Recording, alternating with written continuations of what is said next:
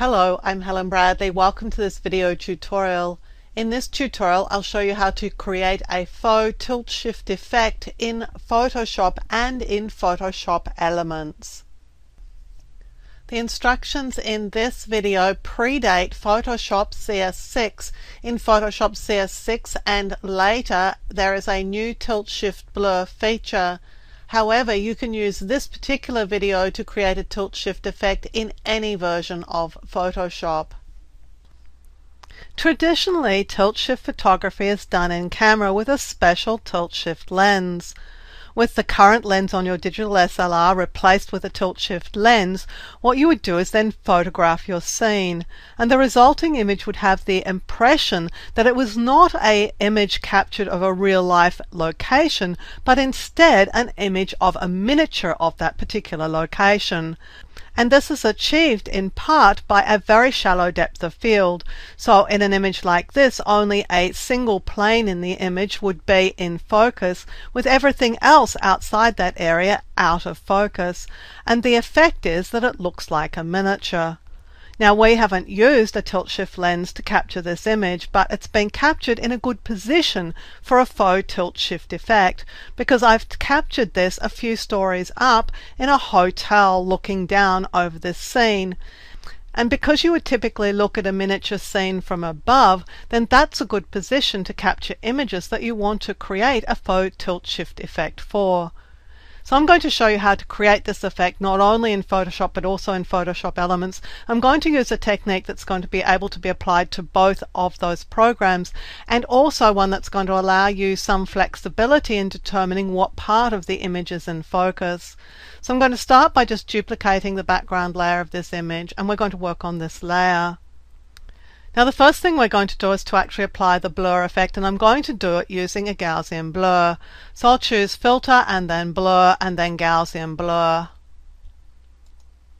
And what I'm looking for is a really good blur. So I'm looking at these areas of the image that are ultimately going to be blurred. I'm not worried about the middle area because that's going to be in focus. So I'm looking for something that gives me a good blur effect there. And I can experiment with all sorts of values, but I want a little bit of detail to show through, just not a lot. And I actually think that some value around 17 to 20 is going to work pretty well for this image. So I have 17 selected here. I'll just click OK. Now we've got a blurred layer on top of an unblurred layer, and we want to see the unblurred layer or the in focus area of the image in this area. So I'm going to add a layer mask to this layer.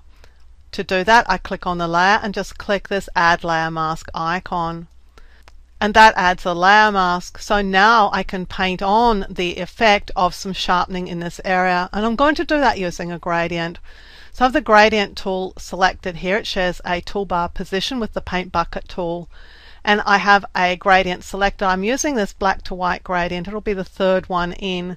It's a black white gradient, and in this case I'm going to use this reflected gradient. So I'm going to click on the mask, and then I'm just going to drag upwards just to test this gradient first of all. Just make sure that the black is going in the right place. So I'm getting an in focus area sort of roughly across the middle of the image. Now that's working, it's just that I didn't draw a particularly good gradient, so let's try again. I'm going to click and then drag upwards, and I'm holding the Shift key as I do it, so that my gradient is going to run across the image, because this roadway is running pretty much straight across the image, so that's where I want my gradient to be. Now, I haven't done a bad job of that, but I think I might try again and just see if I can do just a little bit better. Again, each time just dragging the gradient, holding the Shift key down so that it's going to be a straight line gradient. I want detail or focus in this area here, but I want it out of focus here and here. I think I'm just going to start a little bit higher up.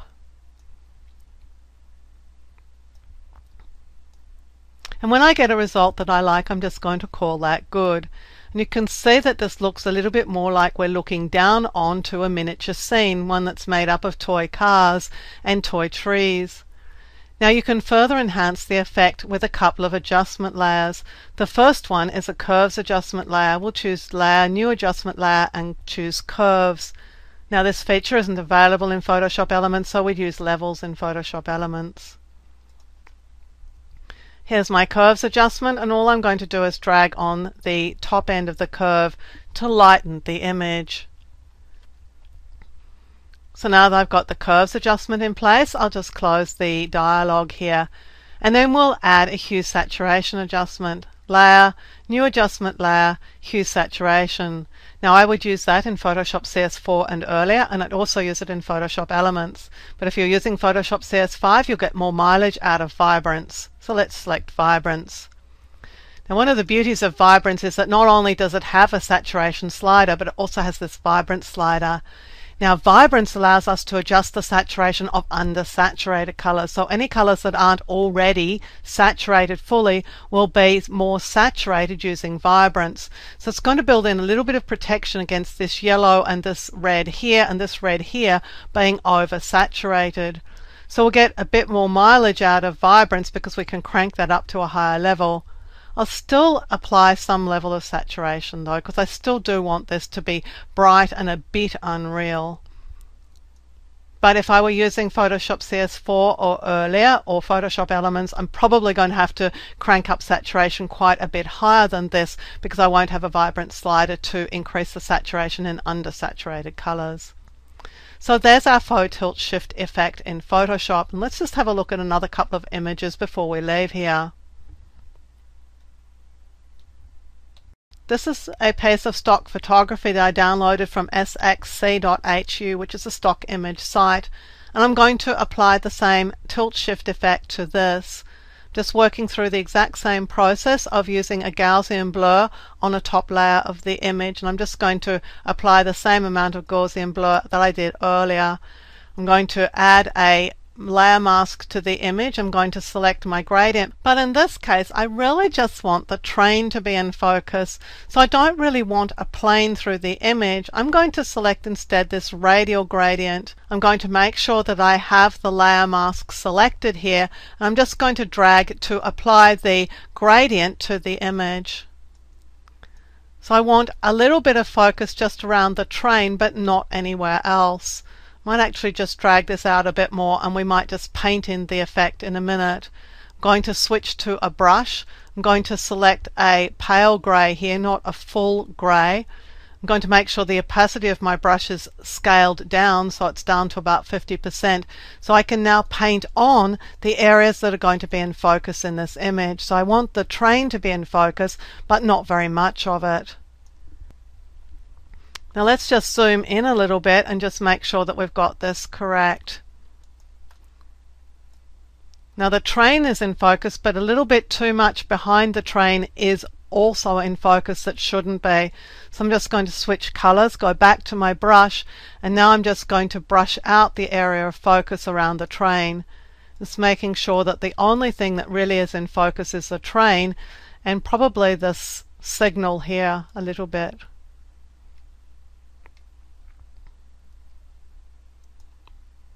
Now I would spend a bit more time working on this to get the full effect that I want. But remembering that we're just aiming for a very, very shallow depth of field with plenty of this image out of focus.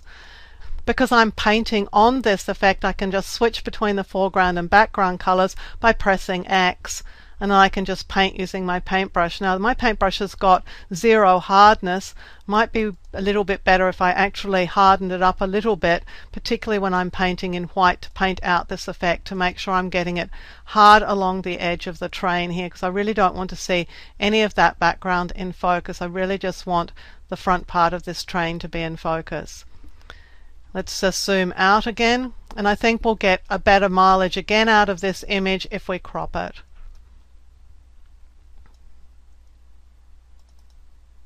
So there's our Faux Tilt Shift effect on this train image. And again, we would apply those two adjustment layers. I'm going to use Curves Adjustment Layer to lighten this a little bit. Particularly, I want to try and get this train face a little bit lighter. And I'm going to apply a saturation adjustment, or in this case, I'll use Vibrance. Again, souping up the Vibrance and increase the saturation a little bit. And there's our Faux Tilt Shift effect there. Now I have one more image. This one is of Puffing Billy. I'm Just going to shrink this down. Again, this is from that same website. And here I would do exactly the same thing, just duplicating the background layer, applying our blur to it, adding a layer mask, and again deciding what sort of gradient. Now I really just want this train to be in focus, so it doesn't look like my layer mask went in. Okay, and with my gradient I'm just going to again select this radial gradient, and I'll probably just brush the rest of it on. I really just want the front part of the train to be in focus. A little bit of this steam that's coming out. And this image again will be better for being cropped, so I'm just going to crop in on this so we get the impression that we're watching a model train coming round a train set. And again I would tidy this up just a little bit. I'm wanting to move this effect a little bit down here so that we're seeing a bit of the passengers in the train in focus but not very much in focus, and just making sure that this area is well out of focus. Again, I'm just going to increase the brush size there, just making sure that I haven't brought in any of the background in focus, and that really all that is in focus is this train here. And a bit of the steam. So now that we've done this in Photoshop, let's go and see a similar effect achieved in Photoshop Elements. Here we are in Photoshop Elements. I'm just going to work on one image in Photoshop Elements. We're going to do exactly the same as we did in Photoshop. So I'm going to duplicate the background layer by just dragging it onto the new layer icon. I'm going to add a blur to it, Filter, Blur, Gaussian Blur. I'm going to apply about a 16.8 pixel radius blur. Now we're going to add a layer mask, and in Photoshop Elements 9 you can add a layer mask by clicking this icon here. And then we're going to get the gradient tool, which is here. And again we have the same choices as we had in Photoshop. This is our black to white gradient. Here's our reflected gradient. I'm going to click on my layer mask and I'm going to drag to create my gradient filled mask. And again, I'm just going to continue to drag until I get the gradient that I want. And then I'm going to add my adjustment layers. Layer, new adjustment layer. We'll choose hue saturation so that we can boost the saturation in the image. Again, we'll just crank saturation up here. We don't have a vibrant slider. And then we're going to choose layer, new adjustment layer, levels. Click OK. And with the levels adjustment, I'm just going to lighten the midtones in the image by dragging this midtone slider to the left. Now if you're using Photoshop Elements 8 or earlier, you don't have this layer mask feature. So let's get rid of the layer mask and let's go and see what we can do that is going to solve this problem. I'm just going to get rid of these layers so they don't confuse us, because we still will need those layers. Here I have the background copy of the image that I've applied my Gaussian blur to. In Photoshop Elements 8 and earlier you don't have layer masks, so you have to borrow one, and you have to borrow a fake one. So we're going to choose Layer, New Adjustment Layer, and then Levels. And then just click OK, because we don't want to make a levels adjustment at this stage. We just want to borrow the layer mask. It's really important that you don't make any changes when you're applying this levels adjustment, because otherwise you're going to foul up the image. Now we're going to drag this levels adjustment into the middle between our two layers. And then we're going to create a clipping group. So I'm going to click the background layer and choose Layer, Create Clipping Mask. And what that does is that this layer is now borrowing this layer mask. So the layer mask is going to work exactly as it did in Photoshop and in Photoshop Elements 9. It's just that we're having to borrow a fake one. Going to click on the gradient here. Going to click on the mask. Make sure that I have my correct gradient selected. This radial gradient here, and I have my mask selected. I'm just going to drag to create the gradient filled mask. And having done that, I would then go and add my two layers. My new adjustment layer with levels. This time I am going to make a change. I'm going to lighten the image using the levels adjustment, and then I'm going to make my hue saturation adjustment, again boosting the saturation in the image here. In Photoshop Elements 8 and earlier, you can get this faux layer mask effect by borrowing a layer mask from an adjustment layer, because in Photoshop Elements 8 and earlier, adjustment layers have masks, but regular layers can't have them, but we're using this as a sort of faux masking effect. So there you have Tilt Shift Photography in Photoshop and in Photoshop Elements 9, and again in Photoshop Elements 8 and earlier. Thank you for joining me for this YouTube video tutorial. Look out for more of my video tutorials here at youtube.com. Consider subscribing to my video tutorials and you'll be alerted when new videos are released. And visit my website at projectwoman.com, where you'll find more tips, tricks and tutorials on a range of applications including Photoshop, Lightroom, Illustrator and a whole lot more.